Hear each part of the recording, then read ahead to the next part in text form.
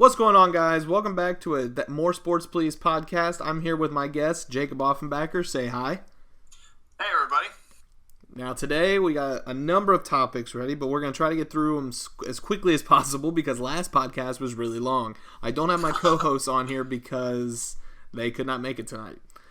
First and foremost, I want to take this time to mourn the loss of Steelers wide receiver coach Darryl Drake. He will be missed. Can we get a moment of silence for him? All right, thank you for that. Jacob, you want to tell him a little bit about yourself? I'm actually a second-year college student at University of Cincinnati. My major is sport administration, so this is right up my alley. Done a lot of work with the Bearcat marketing department in athletics, and also working with FC Cincinnati on a volunteer basis. So, I've done a little bit of work within the program itself. And, I just am a really big sports fan. Been following Bengals my entire life. So Herbert and I here are a little bit of rivals. Yep. It's fun on game day when we play each other. We just talk a lot of shit back and forth. Yeah, it can get a little bit rough. It can, yeah. Especially on my end. Yeah. Last year when everything started off, Bengals were 4-0, and we were, I think, 1-2-1. Things were not good for us. But it just completely flip-flopped, and then we both ended up not making playoffs. Yeah. I want to apologize if you guys hear his mic cut in and out. We're still kind of messing with this, still trying to figure out how things work. So bear with us. Yeah, we're actually in two separate locations right now. He's over at his apartment in Richmond, and I'm down in Cincinnati. So we're trying to wing it right now. Yep. Kind of some growing pains. Yep. All right, let's get on to the first topic. We're going to skip everything we had planned and jump into this breaking news that just came out. Andrew Luck retiring. Yeah. Absolutely crazy. Yeah. I mean, I knew he was hurt and he's had bad injuries and he might have missed week 1, but damn. Retiring and all. That's insane. I know. I was just checking my phone a little bit ago and I just saw that notification. It's just like, oh my God, that's... Like, thinking about it, like, it kind of sort of makes sense, I guess. Like, he's just because he's had injuries his entire career, but it's just something you just did not see coming. This guy's, he's not 30 yet, is he? No, I think he was 29. 29? So Luck was still on the prime of his career, and it's just absolutely did not see that coming. No, yeah, it's insane. Like, even when their GM came in and just completely annihilated everything in their whole roster to change it to almost try to fit around him, he had a solid O-line that was just starting to grow after all the draft picks they pick up, or the draft guys they got last year, Darius Leonard, who they picked up on defense in the draft. I think it was Quentin Nelson, who they got on their offensive line that just absolutely annihilates things. To now they have to turn to Jacoby Brissett, who, don't get me wrong, is a decent quarterback with that. He came out and getting traded from New England. He knows Bill Belichick's schemes, but the only problem with him is I don't think he's a winning quarterback. He's maybe 7-9, 8-8 type quarterback. Yeah, absolutely. This is definitely going to hurt the Colts this season, unless they're willing to give up some of their assets and try to trade for a quarterback this season. You can pretty much, I think, take the Colts out of the playoff picture. Jacoby Brissett can probably win some games. We saw him have some success with New England and that 2017 season where Andrew Luck was out the entire year. But it's just not going to be a lot of wins, I don't think. Oh, no. It's just, and I think you can already, I mean, Jacksonville with Nick Foles is a big toss-up at the moment, and then Tennessee basically hardly, they added people, but just Adam Humphries at wide receiver, are you kidding me? That's not a big asset. So I honestly just want to hand the Texans the division at this point. Right. I think the Jags will make some noise this season. I still believe in Nick Foles. I think he'll have some success this year. It's not going to be as good as in Philadelphia. I mean, you look at the Texans, they've got most of what they need. They won the AFC South last year, and they're I mean, their biggest opponent that's standing in their way is pretty much, you can almost count them out at this point. I mean, I don't want to say that at all. We've obviously seen some crazy seasons. That's a big blow to the Colts, and it's going to be really hard for them to overcome that. Oh, yeah. And speaking of Texans, we'll hop on to another player, Lamar Miller tearing his ACL. They just confirmed that it was a tear, and he's going to be out for season, which therefore even proves that the Duke Johnson Duke Johnson trade was a big, it was a big fallback for them. So they've got a solid running back still. Yeah. That you're saying that was officially confirmed as a ACL tear? Yep. NFL notification sent out and everything. Okay. I guess it wasn't confirmed. It likely tore his ACL. Yeah, that's what I saw earlier.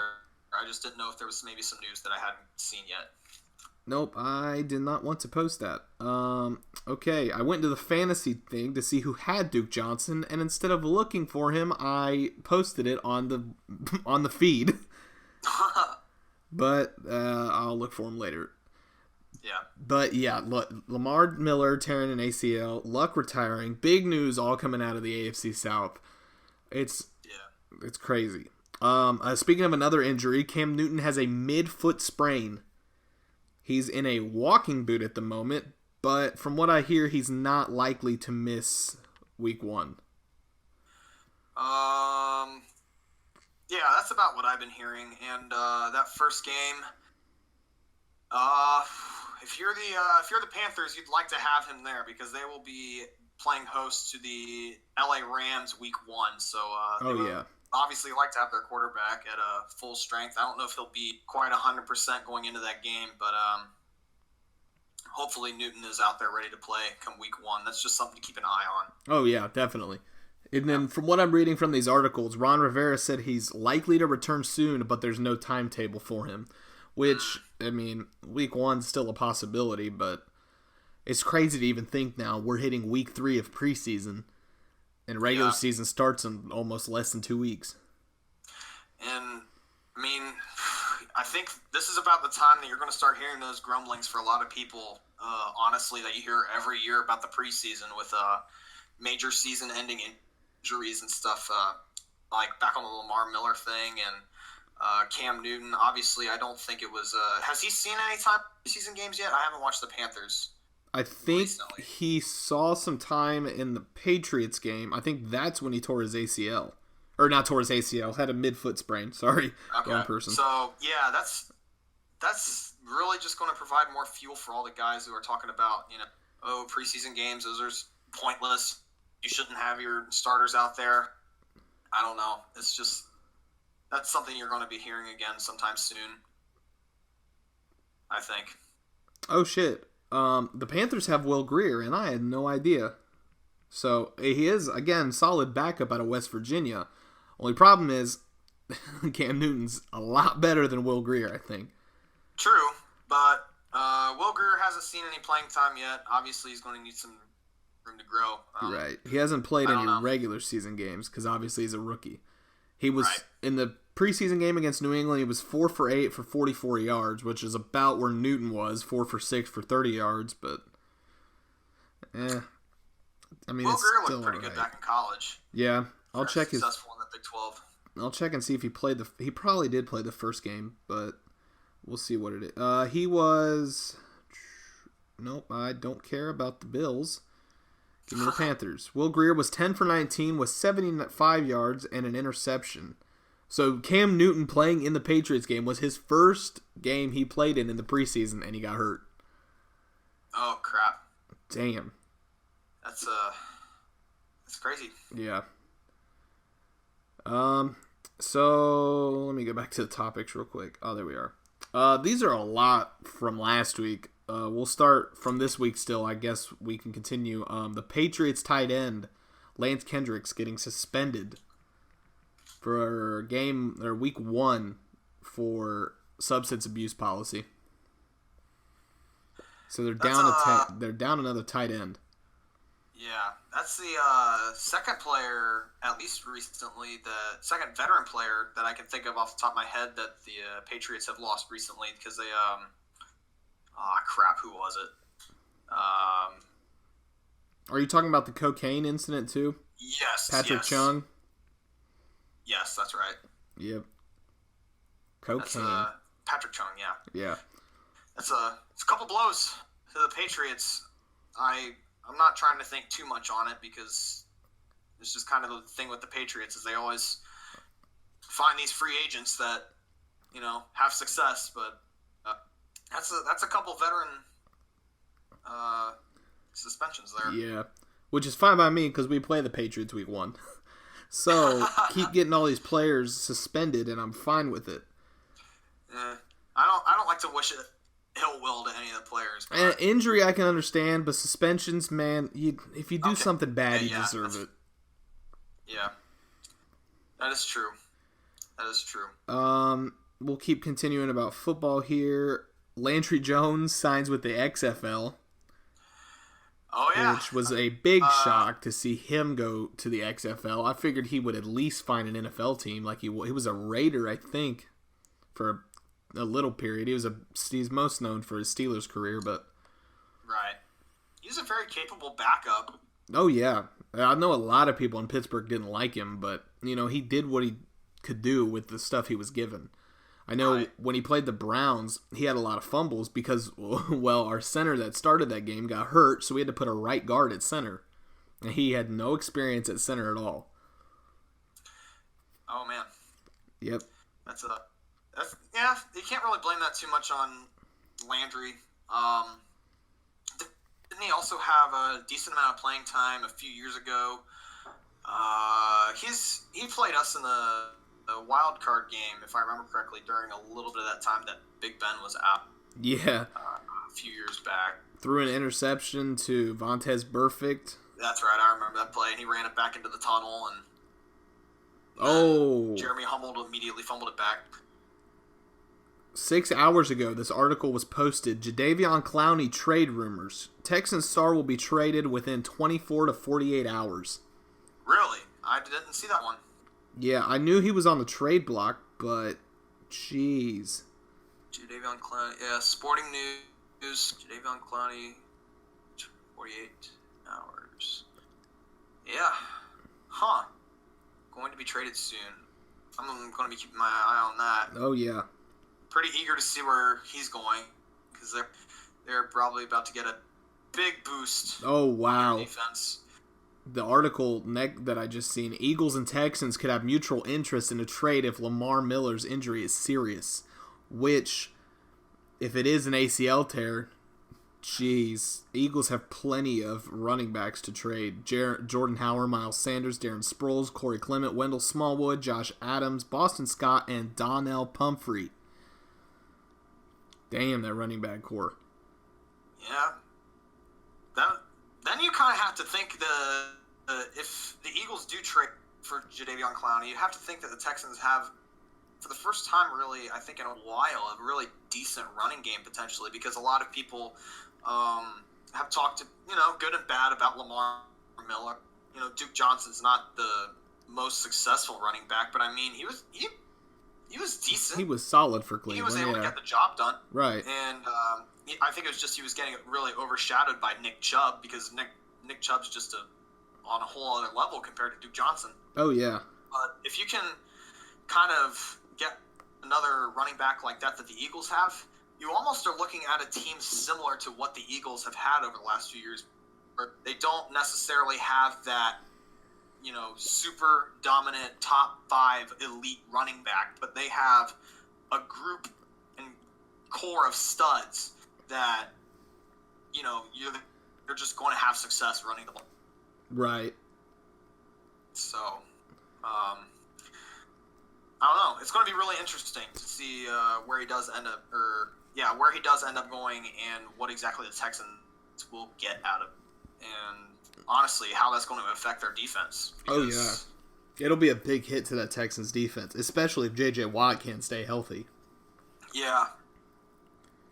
Last year he was definitely field every game, wasn't he? I don't think he missed any last year. I don't think he was hurt at all, or at least if he was, it was a couple plays. we could talk about this preseason game between the Raiders and the Packers. The field was 80 feet because they had problems, 80 feet because they had problems. 80-yard field in the end zone. Yeah, that's because it was that game was up in Winnipeg. Yep. And in the Canadian Football League, they have their field goal posts, the uprights, in the end zone, the middle of the end zone. So they had a big hole, and it was like, that's a safety hazard for our NFL players. Yeah. I didn't watch that game. I actually haven't been really able to catch many of the preseason games, but I've been seeing news on some of them, and I just saw that headline. I was just like, are you serious? This happened? I don't know. That was just a headline I didn't expect to see, but Oh yeah, it was a little weird. We can go along these quickly. These signings. Blair Walsh is now Falcon. Lions starters Ragnow and Davis suffer ankle sprains. There was a linebacker that just joined the Ravens and then retired a day after he did. Blaine Gabbert dislocates his shoulder. I also do want to apologize for not having an episode out last week, as I was in Pittsburgh for the Kansas City-Pittsburgh preseason game. It was a great experience, and seeing, I'm not Josh Dobbs. Mason Rudolph was supposed to be this big second-string quarterback, and don't get me wrong, he's better than Josh Dobbs, but when he had a decent game. The one guy I'm looking out for is the third-string quarterback. I don't remember his name, but damn, he had a pretty good showing. Josh Dobbs, I'll be surprised. I mean, he'll make the team, but still, it'll be a little surprising to see what he does in these next couple games, because he's just not doing anything. He's not been big or anything in these preseason games. Devlin Hodges, yep. He's had a pretty great showing these past couple preseason games. He's definitely underrated. Okay.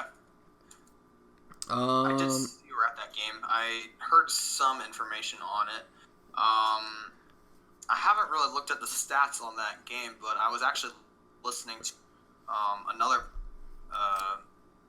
podcast recently, and they were talking about Josh Dobbs and Mason Rudolph, and they were talking about, I believe it was the Fully Inflated Football podcast with that franchise guy on YouTube. And he was talking about how it's actually in his opinion, a really interesting quarterback duel for the second position spot on the Steelers. So I think I haven't looked into them very much myself, but that's one I'm definitely going to check it now that you've mentioned it, and I heard someone else talk about it. Oh, yeah. Well, if it's just them two battling, I think Mason's definitely won the battle so far. He had a great first preseason game. His second one was all right, but it was because he went up against that first-string, mostly first-string Kansas City defense. And that's what Patrick Mahomes did. He played that same preseason game and went up against the first-string Steelers defense, and he didn't do much. He had some completions, but there was a lot of fumbles in this game. Man, nobody could hold on to the ball worth a damn. I know their running back, I think Carlos Hyde fumbled, Dante Moncrief fumbled. Man, there was just our receivers for the beginning of the game. The Steelers receivers could not catch the damn ball. It hit their hands and they dropped. I mean, their hands got better as the game went on, but damn, they couldn't catch anything. Interesting. I do know this upcoming preseason game against the Titans, Ben is playing. Just hope he doesn't get hurt. Yeah. Well, I mean, that's going to be that'll be the fourth preseason game. That's where you're not even going to starters really come out, really. Well, it'll be the third preseason game for us. Oh, it's your third one? Yeah, we play tomorrow, Sunday. That's right. Sorry, I had that mixed up. You guys, that was last Saturday. You were at that game. That's right. I remember now. The Bengals just had their third preseason game the other night. That's why I was thinking that. Right. Yeah. It was last night, wasn't it? Friday. Thursday night. Okay. Night. They played the Giants. Oh yeah, I did see that. Lost by a point, I think. Yeah. They it was I again didn't get to catch the game, but it was there were some interesting highlights in it. The Bengals rookie kicker, I can't remember his name, but he actually drilled a really long field goal, I believe, from over 50 yards out. Damn. So you never know, Randy. Sorry about that. That's a notification. Should have muted that. Oh, no, you're no, good. that was actually a video. I was looking up Bengals Giants highlights. Oh. Yeah. You want to be keeping an eye on the kicker battle? The rookie kicker. Because that could give Randy Bullock a little bit of competition. Randy Bullock signed an extension a couple years ago, I believe. Or not a couple years ago, maybe a year ago. I think it was a 2-year deal, so he may be, don't quote me on this, but he may be on the last year of his contract. I think you're right. If not, next year. I'm pretty sure this year is the last year of his contract. I think this year is the last year of his contract. I'm double checking. 2-year deal. That was in 2018, so I believe this should be the last year of his contract. Yeah. Right now, current contract, 2 years, $4,205,000. I lied. They signed a 2-year extension in 2018. 2018 was his contract year. He is currently. Oh, so he's through the 2021 season. Through 2020. Oh, 2020? Yeah. Okay. So then, yeah. Got at least 2 more seasons. Talk about another quarterback, Dak Prescott, wanting $40 million. He is not worth that much. That's the entire Cowboys contract situation is just it's a circus. That's all it is. It is absolutely ridiculous over there. They're Zeke, obviously, with his holdout that has continued a lot longer than a lot of people expected, and now it's starting to get into the question of will he be playing week 1? And honestly, along with Dak wanting, $40 million, that $40 million contract, and Amari Cooper also needed to get paid soon, it's just insane, especially with the way that Jerry Jones has been handling it. Oh my gosh, yeah. If it's any other owner that handles it like he's doing, they're getting dragged through the media. Jerry Jones is the only owner that can do what he's doing. Absolutely, yeah. It's just like the other day there was the whole controversy on when they asked him about Zeke's contract, and he said Zeke who, and then apparently Zeke was angry about that, and I mean honestly I believe rightfully so. Yeah. I mean I can kind of see both sides on it, where people were talking about he has the I don't know, Jerry Jones got extremely angry. It seemed, because he said I have earned the right to joke with him, and it's just this is not a good look for the Cowboys. Oh no, as a whole, it's not. And I'm finally glad that this type of news is on a different team, because this is Pittsburgh went through all of this. I think these holdouts, they've gone on for years, but I think Le'Veon started this national media holdout where everybody just flips their lid about a running back holding out, which I understand. Running back is one of the most replaceable positions. This is the second time I've said it in 2 episodes. Yeah. Zeke, I think he's definitely top tier running back. The only problem I definitely understand why he's holding out. He does deserve to get paid. The only problem with it is, man, you have 2 more years left on your contract. Yeah. Play this year and hold out next year, like Melvin Gordon is doing. Melvin Gordon is he's a good running back. I don't think he deserves to be paid like Todd Gurley and Zeke, or Zeke is eventually going to get paid, but Melvin Gordon deserves to get paid some too. I think Zeke never puts on a Cowboys uniform this year, and I think he gets traded at one point. I don't think he plays another game in a Dallas Cowboy uniform. I think Melvin Gordon, I don't know. I think they'll get something done in Los Angeles because they're definitely treating it a lot differently than Dallas is. Yes. By not making a whole, I mean, it's definitely public, but they're not, the GM hasn't said much about it. Rivers said he'd like him to be there. They're not saying, they're not getting like, oh, fuck Melvin Gordon, he's not showing up to camp. Yeah. It's just kind of like just a whole other beast. And I think it's even more interesting that people, it's almost like the situation is completely flipped, because I remember early in the storyline with Melvin Gordon, they were saying that Gordon alluded to that he wanted to be traded possibly if they couldn't get a deal done, but they both felt confident they were able to get a deal done, and that was pretty much the end of it. Now, obviously, the holdout's still going on, and the contract negotiations are still happening. But, you know, early on with this whole Cowboys storyline, like Zeke's holding out. Well, okay, he's going to hold out for a new contract, but the main red flag was the fact that it's got 2 years left on his deal. Just somehow in the last week and a half, just devolved into this sideshow, and I'm just like, what? How did we get here?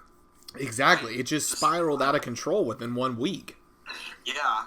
It's just kind of, it's almost like the stereotype with that follows around the Cowboys. I don't mean to ruffle the feathers of any Cowboys fans or anything. Nah, fuck Cowboys like that, fans. But that's just kind of the stereotype that's related to the Cowboys a lot. Is it's just, oh, this is our year, we're the best, and they have the big personalities, all that. Well, it's just kind of like it's being embodied by this whole situation with Jones and Zeke and Dak right now. It's not a good time to be a Cowboy. Right. Yeah. They're just a circus at this point, and it's just it's like I said, it's nice to see it not be in Pittsburgh because I mean, yeah, I don't like to see it at all in general, but I guess just sometimes you're like, obviously you got to feel good since it's not your team now, because this time a year ago was not looking good. Oh no. When Le'Veon Bell announced this holdout, and then it said it could continue into the regular season, and then they just kept on bringing on, oh, he'll return week 4, oh, he'll come back week 8 during the bye week, oh, he's not coming back, then Antonio Brown and his issues. I'm just glad that's all over with. Because this is the most team-oriented Steelers I've ever seen. They're keeping their head down. They're not saying much in the media. They're just playing football. Yep. I think that's going to be a sneaky team to watch also. I remember last we were talking about your sleeper teams and projections for the season. I don't know if the Steelers are my number 1 sleeper team because, frankly, they still have a lot of the talent that they had. I mean, obviously, it's big losing Bell and AB, but you know, you're not hearing as much rumbling about the Steelers. Obviously, the Browns' hype has helped that a lot. Yeah. But you can't really count out the Steelers. Big Ben's still there. You got Juju, James Conner. The defense is pretty solid. I mean, Dante Moncrief's a good addition also. That's not a team you can count out. Right. In fact, I've been looking at it the same way I have for the last few years. I don't really project anyone to finish atop the division besides the Steelers until I see it. Obviously, we saw it last year with the Ravens. Right. But to me, that was kind of an odd year because of the fact that obviously all the drama happened with the Steelers, and the Baltimore Ravens offense got that kind of breath of new life, but I don't think that's a system that's going to continue to be successful. No. Like maybe for that half a season like it was, but I don't think it's going to work like that. I'm not saying Lamar Jackson can't have a successful career. I think he's going to have to continue on his development in being a quarterback. Right. I have to preface everything I say because like I'm saying he's not a quarterback, and no, he as a quarterback. It's just obviously he can make some great throws, but every now and then you'll just see one or two of his balls, and you're like, what were you even trying to? Where were you trying to place that? Right, and it's just they took a big gamble trading Joe Flacco because now they have no backup plan. Right. If Lamar goes down, if Lamar just has a bad couple games, there's no one. They can't turn to anybody. You're going to turn to RG3? Are you kidding me? RG3, I don't know. He took the Redskins to a playoff game and lost. I think he lost to Seattle. That was his rookie year, and Washington that was also when he had his first. Yeah, and obviously he hasn't been super successful since then. That's because Washington and Shanahan just drove him into the ground. They said they were like, "You got a knee injury? Well, you're playing. You got to go out there." When this whole time they had Cousins as a backup. I mean, don't get me wrong. Hindsight's always 20/20. But man, if they would have knew who they had as a backup to RG3, when RG3 goes down, they're hands down they're putting Cousins out there, and he might win the starting job. But RG3 would have a much more successful career if they didn't play him when he was hurt. Right, absolutely. We'll hop over to on same subject. We'll stick with the NFL. AB and his helmet appeal, he lost that, and then he found another helmet, and it got turned down, and he's filing for a grievance or something like that. But he found another helmet, and it's just like I said, I'm glad he took the drama to Oakland. I'm glad it's not over here. Right. Don't get me wrong. He's an incredible receiver. That talent is unmatchable, and his work ethic is also unmatchable. But I think he's suffering from early stages of CTE. He's not been the same since that wild card game in 2016. I think it was 2016 or maybe 2015 when Vontaze hit him. 2016. It was a 2015 season. Yeah, January 2016 when Vontaze hit him. He's not been the same. He's gone off the deep end. There was an article that broke out about his chef that said there was a fish that was telling him to kill himself.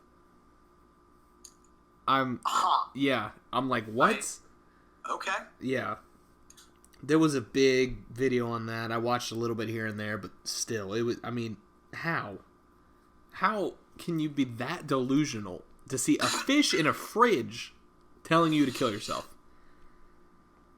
But I honestly don't know how to respond to that. That's not something I would have expected to hear. Oh no, it's not. I didn't hear about that post or see that video, but I don't know. Even back with the Cowboys, right before this circus that we're seeing right now has just been the talk of Oakland. All before that, especially with AB and all that. It's just been absolutely insane. Right. I haven't heard anything much on AB recently, but obviously it's I don't know. It's been a crazy season. I'm really curious as to what's going to happen once the NFL season gets started, the regular season itself. The Raiders still, I don't think, are going to be very good. Obviously, AB is a huge upgrade for them, but you're still the team that traded away Khalil Mack. You didn't really address the issues you really needed to take care of, and it's just a lot of big personalities again on that team, and it's just, I don't think it's going to mesh really well, and they're still going to probably be performing in the AFC West. Right, and I think so too. I think that AFC West battle is going to come down to Kansas City and the Chargers. I think Denver's still lacking behind with Joe Flacco. Don't get me wrong, Joe Flacco's a solid quarterback for Denver, but they're still going to be lagging behind. Right. That's just because there's there's just more holes on that team. They're still in the midst of that rebuild. Right. That Oakland is getting started with right now, but the Chiefs and Chargers, they're both, I think, contenders for the AFC Championship. It's just they're both really stellar teams, and sometimes you're just that third team in that division. It's like, you just can't quite keep up with them. Right. Kind of the situation they're in right now. But we'll switch over to a new topic. We'll touch on these a little bit. I think In basketball, they just released a schedule. I won't go too on about Yes. that. And baseball, they just released a schedule. But we'll go back to basketball. The Clippers and Ty Lue come to a new deal on a coach. Obviously, the Clippers needed a coach, and I guess Ty Lue is who they picked up. Right. He's a solid coach when he was in Cleveland. Mm-hmm. I don't know how he'll be in LA for the fact that, I mean, he's got Kawhi and Paul George now, but in Cleveland you had LeBron. And he basically ran that whole team, whether Ty Lue had any say in it or not. Right. I don't know. Honestly, I kind of like that hire, personally. I haven't looked too much into it so far, but I mean, Ty Lue obviously had a good deal of success in his couple years over in Cleveland, and I just think it's going to be.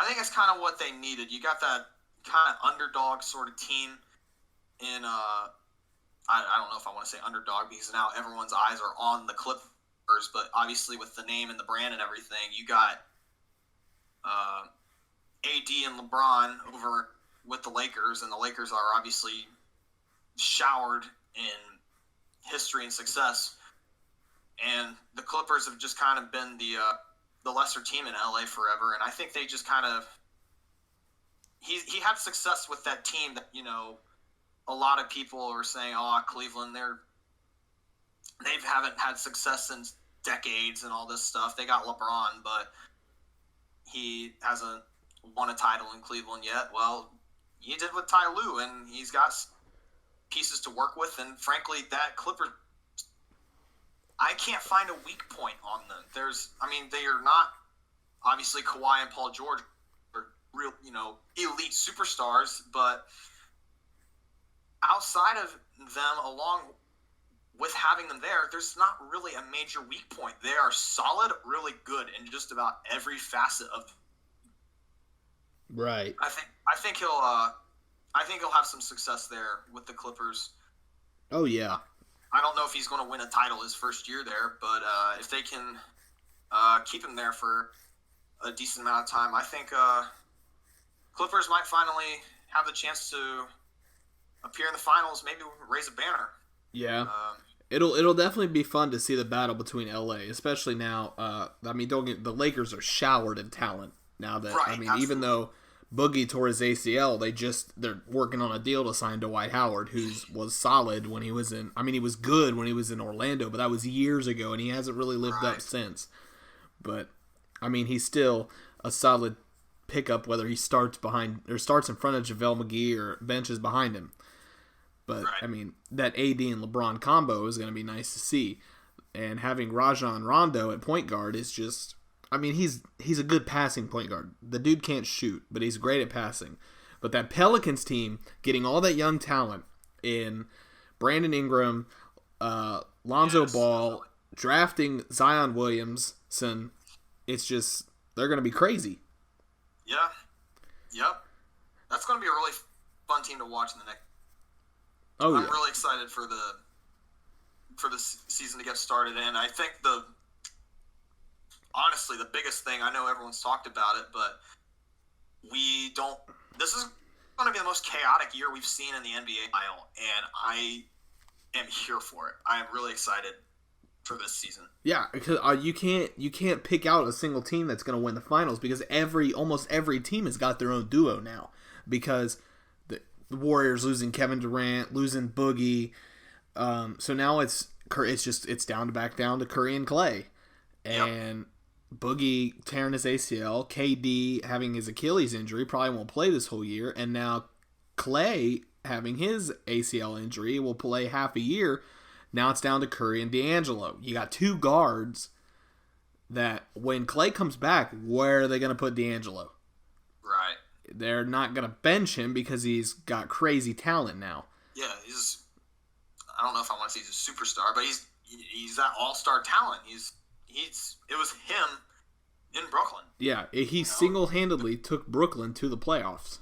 Yeah, and I don't really care as much about the argument of it's in the that. I mean, if you carry a team to the playoffs, that's got to be commended. I don't care what conference you're in. Right, and It'll be interesting to see. I mean, the Knicks didn't draft. They didn't pick up anybody but Julius Randle, so they don't have. After all these big talks through the offseason that they were going to get Kawhi, KD, AD, everybody, and then Zion, and then they didn't get anybody but Julius Randle. But there's a lot of duos around the league now that it's going to be fun to see. It's going to be a fun season. Oh yeah. Moving over from the NBA, we'll hop over to MLB. This conversation will probably last maybe a couple minutes because my knowledge for baseball is not that well. But mine isn't huge either. We'll go over the Pirates-Reds game that just happened. Today. Yeah. The Pirates won. The Pirates ended up winning 14-0. Yeah, they already took the series. They took game one the night before. I think it was a 3-2. Yes, 3-2 result. And then just a blowout. Yeah. I mean, on the bright side for you guys are still 4th in the NL Central, and we're 5th. I mean, and we're a couple games behind. I mean, I guess, yeah. It was just, personally, being a Reds there's been a lot of talk recently, a lot of excitement for a lot of Reds fans because, going into just about 2 weeks ago, the Reds series against the Cubs, it was a 4-game series that weekend. It was like the Reds were able to, if they pulled off a sweep in that, they could actually to 500, and it would only be a few games back from the wild card, a game and a half back from the wild card, I believe, assuming, the top teams in the wild card were losing, and only 3 or 4 games back from the Cup. But, and there was a lot of confidence because the Reds had gone on like a 5-series unbeaten streak where they hadn't lost a series for about 5 series. Since then, it's been a little bit rough. The Reds split the series with the Cubs, which, isn't terrible. That's pretty good. That's the division leader right there. They've been making the playoffs. Then they got swept by the Nationals, split with the Cardinals. They won a series against the Padres 2-1, and now they've obviously lost a series to the Pirates. So, yeah. So, yeah, it's just a little disappointing right now with the Reds, but right. Either way you slice it, you still kind of feel good here in Cincinnati just because the Reds have kind of been that cellar dweller 5th place in the division for a while. I'm not trying to, soil it at you because you're a Pirates fan. It's just that the Reds have been in that rebuild for a while, and they made moves to contend this year, and they've at least made it interesting. I think we're going to find some success in the next few years. Sorry, I just had to give a plug for my Reds, kind of talk about the situation they're in, and say I'm feeling pretty good in the next few years. Yeah, and it's weird to think about. Before the All-Star break, everybody in the division was fairly close. I think we were 3.5 games behind in 3rd place, which was insane to think about at the time. Yeah, because now we're 16.5 games behind first place, and the Cardinals are first place in the NL Central by a game and a half over the Cubs. Mm-hmm. And, I mean, other than the Cardinals and Cubs, nobody, I don't think, has a fighting chance in that division. I mean, the Brewers, maybe. They're only 3.5 games, but the Reds are 10 games behind. I think if the Cardinals continue it, I think it's their division to win. Or it's their division to lose. They're going to win it. Yeah. It's going to be a tight race the rest of the season with Cardinals and Cubs. Brewers, I don't know if I foresee them winning the division, but obviously when you got hitting behind you like Christian Yelich, who's just been absolutely dominating pitchers this entire season, you can't count them out, especially when they're only a few games back from the wild card. But it's going to be an interesting playoff race, especially there in the National Central, unless you're looking at as long as you're looking at anywhere. National League Central leaders and the wild card, because other than that, the Braves are running away with the East. The Dodgers have just absolutely been dominating it. Right. It's just not even close. No, yeah. All right. That was baseball. I mean, I guess we can touch a little bit more on the NFL since that's both of our strong suits in reality. Yeah. I know UFC, Nate Diaz had his fight where he won. Other than that, there's not much more I know about the fighting. I know. I mean, I watch UFC, but I'm not too into it like I used to be. There are a couple games going on right now for preseason. Seattle's up 16-3, and that's the only game that's going on right now. Cardinals lost 20-9 to the Vikings. Cowboys won 34-0 against the Texans. Bears won 27-17 against the Colts, where Andrew Luck retired at halftime or during the game. The Saints beat the Jets 28-13. Niners beat the Chiefs 27-17, and the Rams beat the Broncos 10-6. Those are the current games that have just happened Saturday. We're now midnight into Sunday. Yep. This will probably go up sometime Sunday, this podcast. Right. The Steelers and Titans will probably play a little bit after this goes up, I would. And then it's kind of crazy to think about, though, because then right after that, everyone's going to play Thursday night, and then a week later, kickoff. Yeah, season. It's crazy. Oh, I just accidentally liked one of Joe Mixon's tweets. There was a tweet that went out and said, Colts fans are booing Andrew Luck. And then Joe Mixon tweeted, that shit is terrible. Sorry ass fans. And then James Conner commented, shaking my head. That's trash. It doesn't, I mean, don't get me wrong. Luck didn't do much for the Colts organization other than win them a couple playoffs. But, dude, he is a stand-up guy. He's super duper nice. You can't boo the dude off the field for everything he's done for him and everything he's just, I don't know. Sorry, I'm just trying to find this tweet real quick. Colts fans booing Andrew Luck as he walks in the locker room. That's... Coach always says the pats on the back eventually turn into stabs, which, I mean, he's right. I mean, I'm not going to shy away from it. It happened when Brown went to the Raiders. Everybody cheered him as a Steelers fan. Then he went to Oakland, and we didn't like him. Yeah. It's just kind of thing with fans. It's just unfortunate, but it's true. Right. You got human nature. People, I mean, it's just kind of that raw emotion in the moment. I mean, yes, I'm not excusing it by any stretch because there's no way you should do it.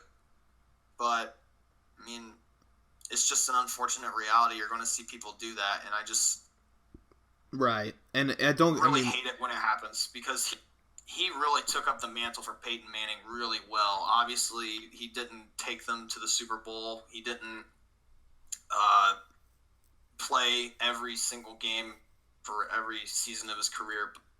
He's been nothing but great for this Colts organization. Right. And Luck definitely does not deserve the boos. Brown did. Brown deserves every stab in the back he gets, but Luck does not. Luck, he's a nice guy. He's a stand-up guy, and it's just sad to see him in a preseason game get booed off the field.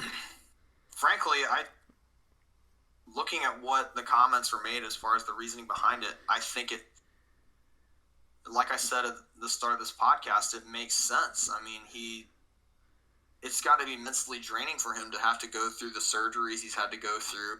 Right. Sustained over his career. And, just be back in the same boat. And I guess it just eventually became too. Right. And, I mean, in football, at the end of the day, it's your job and it's a sport. And if you get hurt phone, you want to fucking work. If you get hurt the amount of times he got hurt, you got to step back and look at the bigger picture. You're a man, and he might want a future with a woman, and he already has a wife, and he's got, I don't know when this article was posted, June 14th. He's got a kid on the way. You have got to put that stuff into perspective. He's going to be a father, and him backing away and stepping away from the NFL is it's a really, I don't know, for lack of good terms, mature decision. It was a big decision for him because he put his kids and his life in front of what he wants to do. He took the risk of stepping away from millions of dollars to focus on his health and his life and his family, which is perfectly understandable and right fans and fans that are mentally stable. In Colts fans' eyes, I get where they're coming from, but man, you got to put all this in perspective. It's a sport. It's a game. At the end of the day, it's a game. Yep. You're gonna find a replacement quarterback. Depending on how long it takes, you're gonna find one. Yep. I think that might be a good spot we leave it on. This podcast is going to be drastically shorter than the last one, but we ended off on what we started on. So we'll leave you guys with a question in the comments. What's your guys' opinion on Luck retiring? Do you think it makes sense, or do you think he just is a pussy? I don't know, for lack of better terms, I guess. But I don't know. I personally, like I know I just said, I think it was the right decision for him. That's the best thing he could have done, and sucks to see, but sometimes you just got to make the right decisions, and I wish Luck nothing but the best in retirement. Right. So do I. All right. We'll check you guys out in the next podcast, and we'll see you guys soon. See ya. Stay classy.